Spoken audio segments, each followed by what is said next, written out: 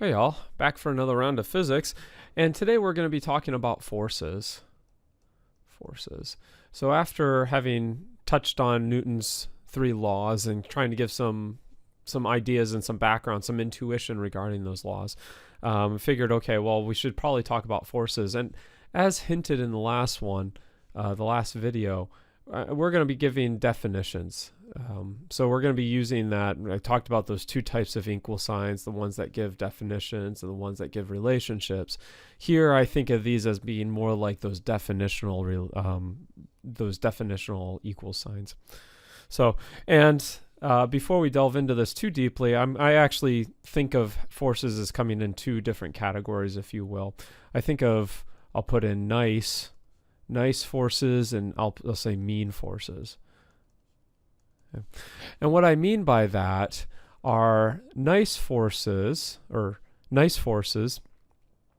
forces that do not depend on, say, distance between objects, so the relative position vectors, or they don't vary with time, they don't depend on speed or velocity for that matter. So I guess I'll put velocity or speed. Okay. So in that sense, that's the sense I mean nice. Of course, mean forces, you'll see, will come up with some, say this Hooke's law, which depends on position or how far an object is stretched. I'll put position, relative position. Okay. Or does depend on the speed, or the mean ones are the ones that depend on time. Okay. So right now we're going to focus on these nice forces. We're going to focus on these, and these will come back in a chapter or so. Okay. So today's video, I'll focus on these. Next video, we'll do some example problems and start getting some intuition about how to go about problem solving. And then I'll probably save these mean forces for a video or two later. So that being said, let's go ahead and get rid of this rigmarole. So today we're going to be talking about four different types of forces, namely the weight, the normal force, the frictional force, and tension. Now, of these four, let's say the weight and the frictional force, those two we have well-defined definitions for. You say, how do I calculate the weight? I can hand you an equation, a definition that helps you calculate the weight. Or you say, how do I get the tension or the frictional force? I can hand you a well-defined equation that will help you do that calculation. Okay. Now these other two, the normal force and the tension force, these do not have well-defined equations. It's very situational dependent. So I'll put situational. Okay. So how we get at those is namely by looking at all of the other forces in the problem. And of course, the next video where we start doing example problems, hopefully you can see how we would actually do that. Today, I'm just discussing either the definition or the nature of these forces. So going on to the weight. So let's start off with the weight. And first of all, I'll say I don't like the term weight. I tend not to use it. I believe the book uses a lowercase w. What this really is this is the force of gravity acting on object. Okay. So just to let you know, sometimes, or it very well could happen, I might fall into a notation of using something like FG. So the F meaning force, the subscript G just letting me know I mean the force of gravity. Or sometimes you'll see a book say they might even put grav here. So force of gravity instead of weight. Those two are synonymous. Now, so there's that. Now, the actual equation, I said, okay, you can actually write down a well-defined equation for this, and I'll give it to you right now. It will be using the book notation. Weight is defined as the mass of an object times the acceleration due to gravity. And I should say, remember, I haven't talked about this very much, but little g is a constant. It's 9.8 meters per second squared, which we've used a lot in our kinematic equations. Okay. And this is the acceleration close to Earth, close to surface of Earth. Okay. So if you wanted to find, underline that twice. Yeah, really important. If you wanted to find, say, for example, an astronaut's weight on the moon, you cannot use this number. You have to use the acceleration due to gravity close to the surface of the moon. Or if you wanted to do it on the sun or any other body, okay, please recognize right now this number, this acceleration due to gravity, changes depending on what object you're standing on. Okay. Later on, probably several videos from now, we'll talk about the universal gravitational law. Okay. The full-blown, this is the actual way to calculate the gravitational force. Okay. This is a shortcut. Makes life easier right now. Okay. Now, one of the things so this, again, remember, this is a definition. Now, the second one, the normal force.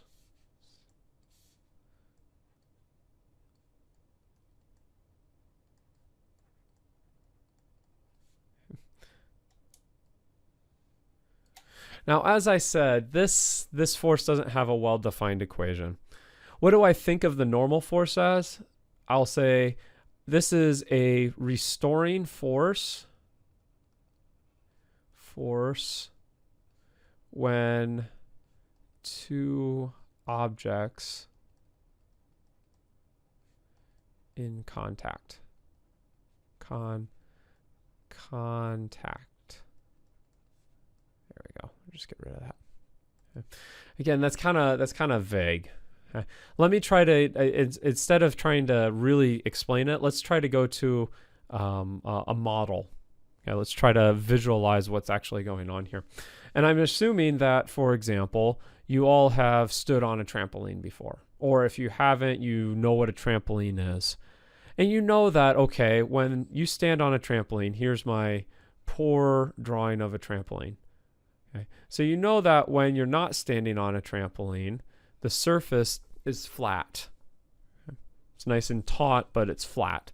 And you know that, okay, well now let's say a friend stands on the trampoline, you know that you'll get some sort of bending to it.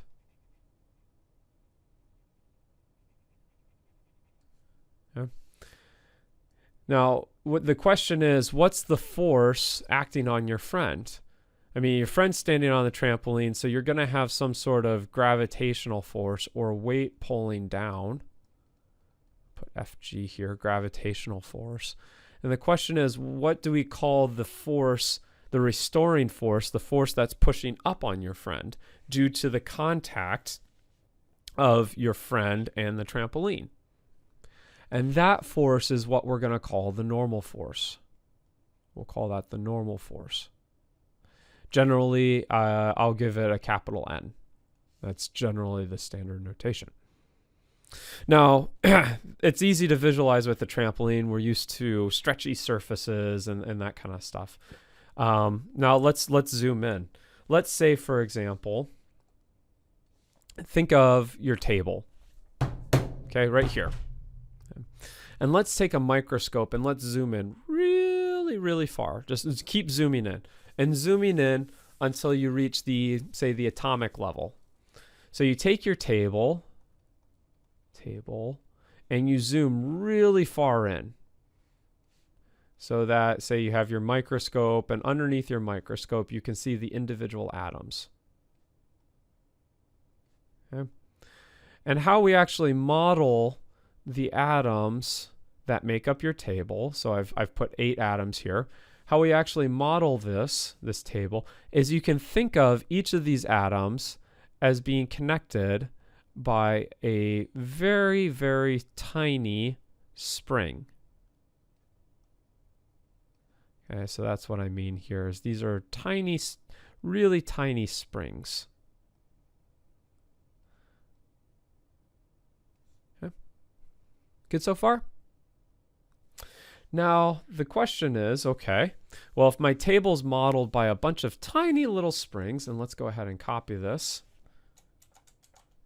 Move it right over here. Let's say it's tiny little springs.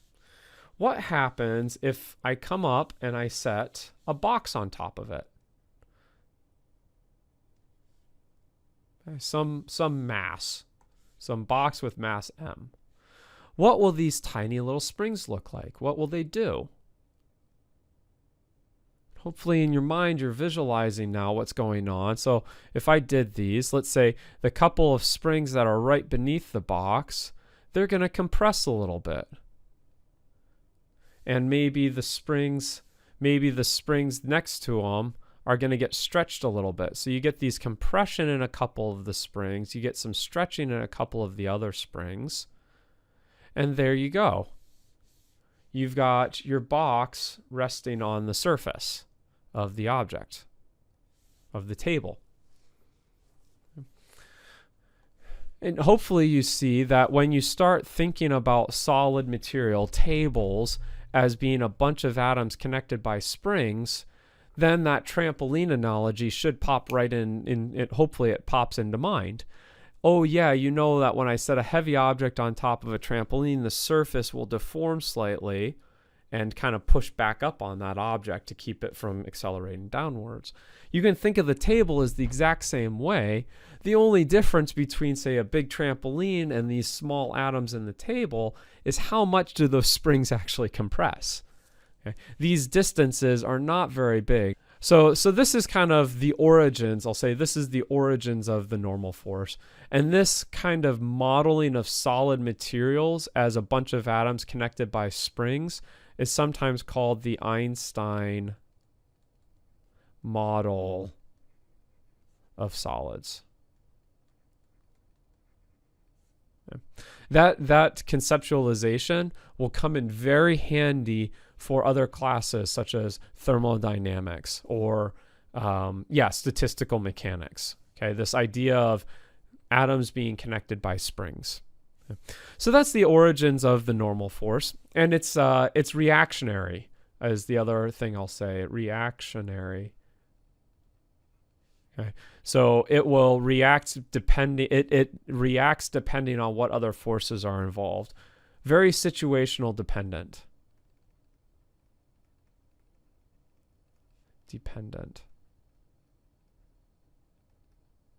Okay.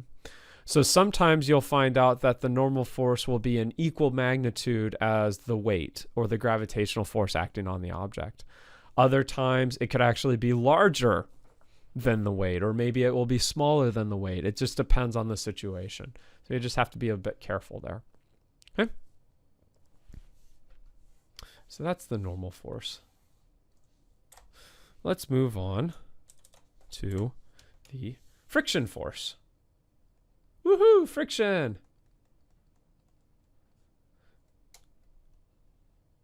Okay.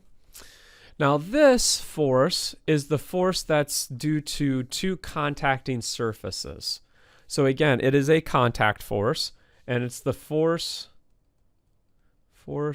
between two, wow. How about two sliding surfaces? I'll put sliding here. Sliding surfaces.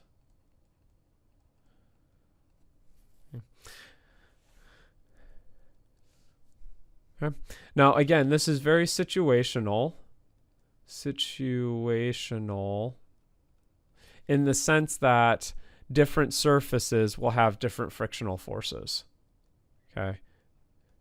Different surfaces, different forces. Different force. Okay. So you have to know what two surfaces you're dealing with. Okay. So if you know what two surfaces you're dealing with, then you can calculate this frictional force fairly easy.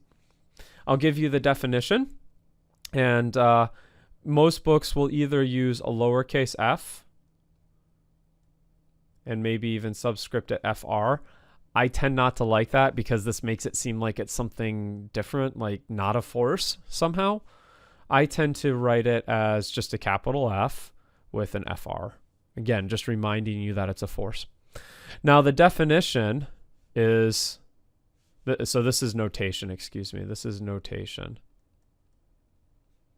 Okay. The definition is the frictional force, Fr, is equal to the normal force times mu, and I'll put either S or K. Okay. Now, what is mu? Okay, I keep introducing new things. So we've talked about the normal force. Okay. What's mu? Mu is what's called the coefficient of friction. Coefficient of friction. Okay. And what is that? That's exactly what I just said up here. When I said you have to know what surface you're dealing with, this is a measure of how sticky, if you will, two surfaces are as they slide past each other. Okay? So I'll say how sticky. How sticky. These are material properties, and so what you have to do is go and look it up in a textbook. In fact, your book in chapter 4 or 5, I can't remember which, will have a table of the coefficient of friction. So you have to, so it'll be like steel on ice, or aluminum on copper, or carbon graphite on water. It just depends. You have to know what two surfaces you're dealing with. Cardboard on blah. Okay. And you say, well, where did these come from? There's a couple of example problems that we can do where you can get a feel for how to determine the coefficient of friction. Now, the other piece that I have here is I subscripted it S and K. S represents static. K represents kinetic. So the frictional force, which coefficient of friction you use, depends on whether the two surfaces are not yet sliding past each other, not moving, static, or are moving, kinetic. And hopefully I'll have a small discussion here, but hopefully you'll understand why those two differ once we get some idea, model about what the frictional force is. How does the frictional force even arise? So stay tuned here. Let's go ahead and get rid of this so that we've got a clean slate. And let's talk about just a physical model or a conceptualization we can use for understanding the origins of frictional forces. So again, let's take two surfaces. Say you have a box sitting on a table. So we got a box and then we've got a table. Okay. And if we want, we could always fill these. Here's the box. Oops, that's a better table color. Let's make that the table color. Here's my box. Okay, so box on a table. And again, what we're going to do is we're going to zoom in and look at that contact area right between the two surfaces. So we're going to take our microscope and let's go ahead and zoom in really, really far. And even though a table might feel smooth, right? It might feel smooth. When we zoom in really, really far, we'll see that actually there's a bunch of jagged surfaces. In fact, you could say, well, wait a minute, why is that?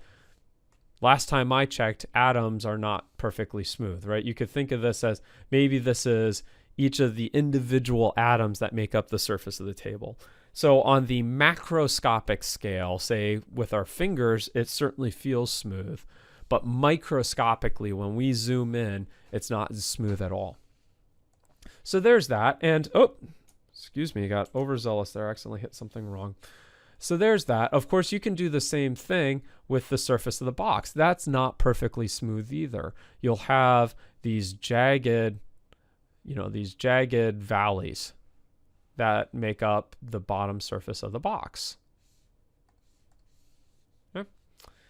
And what happens? Where does the frictional force actually come in? It comes in when these surfaces on one, the jagged edges on one surface lock in with the jagged surface of the other object.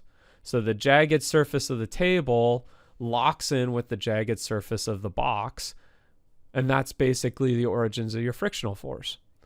So now, hopefully you see, when you actually start trying to push the box, say you try to push the box, these peaks and valleys that are locked together, these peaks and valleys that are locked together kind of resist that push a little bit. Okay? Because they're locked together, they start resisting that push. And so you end up with this force, which we call the force of friction, going the opposite way, Fr. Okay. Now, how much these peaks lock together, that's what that coefficient of friction is. Okay? The larger the coefficient of friction, you can think of the more those pieces lock together, they fit together so well, or the larger mu, the better those pieces lock together. And so the larger the frictional force is going to be. The smaller the mu, the less those pieces lock together. Okay, they don't fit together very well. And so the frictional force will be really small. Okay.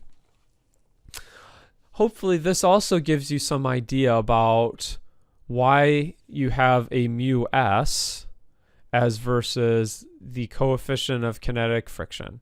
So the coefficient of static friction, the coefficient of kinetic friction. These kind of give you an idea about, well, if the two objects are stationary, they have a long time for those peaks to really settle in and lock together. Okay? Whereas if the box is already moving, you've kind of broken that locking. So, right, they're not settled in very well. So what happens is that the peaks slide across each other. They never actually settle all the way in. They kind of slide across each other and never really lock into place.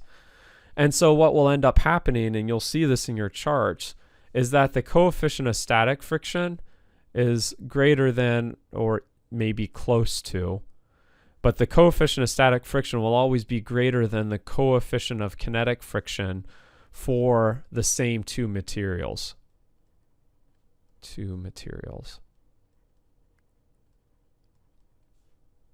Okay?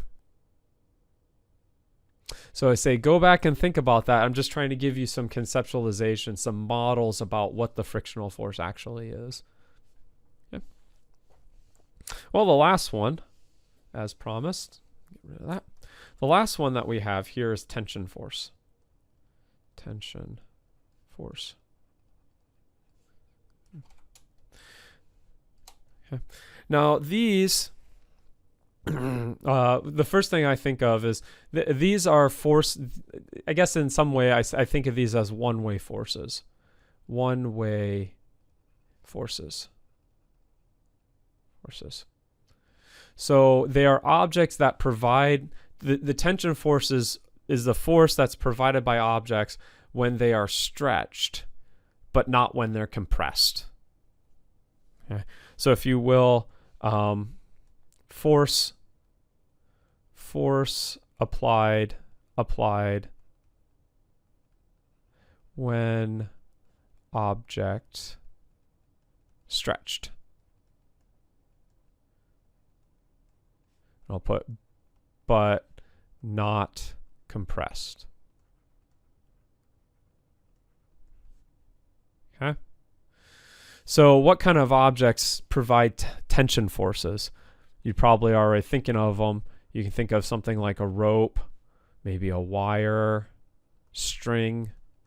These are all objects that exert tension forces. If I take a piece of string and try to stretch it, it will provide some force. I apply a force with my hands to stretch it. The string will have some sort of tension force pulling back on my hands. Okay. Whereas if I try to compress it, the string just kind of goes limp and nothing happens. Okay. So that's what I mean by one way. And same thing with wires. I'll excuse me. Again, as I said, similar to the normal force, these are very situational dependent.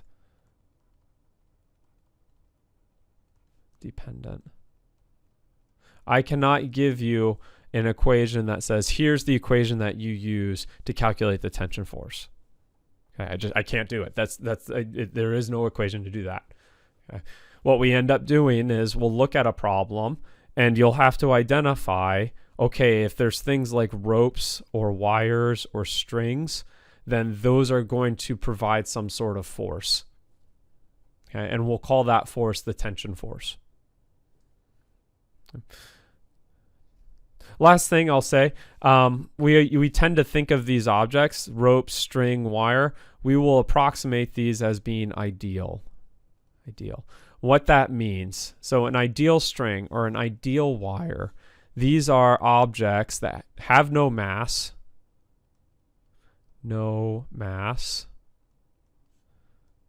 I'll say have no physical extent. In other words, you can think of these as being perfectly one-dimensional objects. And you can also think of them as not stretching. Don't stretch. Okay. So in the real world, if you take a piece of string, you apply a force, it actually stretches slightly. Okay, we're not going to worry about that stretching right now. We're going to say, okay, it's ideal. It doesn't stretch, even though it does provide a tension force. Okay. Now, I know that's probably unsatisfying in the sense of how do I actually use this thing to do problems? And that's what the next video is going to be doing. Okay, so right now it's just, here's some forces, here's the definitions. The next video, what we're going to do is we're going to take our relationship between forces and accelerations given by Newton's second law. So we're going to start taking this relationship equation, and I'll put the vector signs in here. We're going to start taking this relationship equation and putting in some of our definitions of force over here on the net force side. Okay? And then we'll be solving problems. So one problem could be, finding the acceleration or finding the coefficient of static friction or yada, yada, yada. Okay. So that'll be the next video, taking Newton's second law and subbing in some of these definitions. Maybe it'll be weight equals mg. Maybe it'll be the force of friction equals the normal force times mu. And maybe it'll be that. Maybe it'll be multiple forces. Maybe we'll have the weight and the frictional force, or maybe we'll have the tension force and the normal force. Okay, so stay tuned. We'll get at that. Okay, thanks for your attention. I'll see you next time.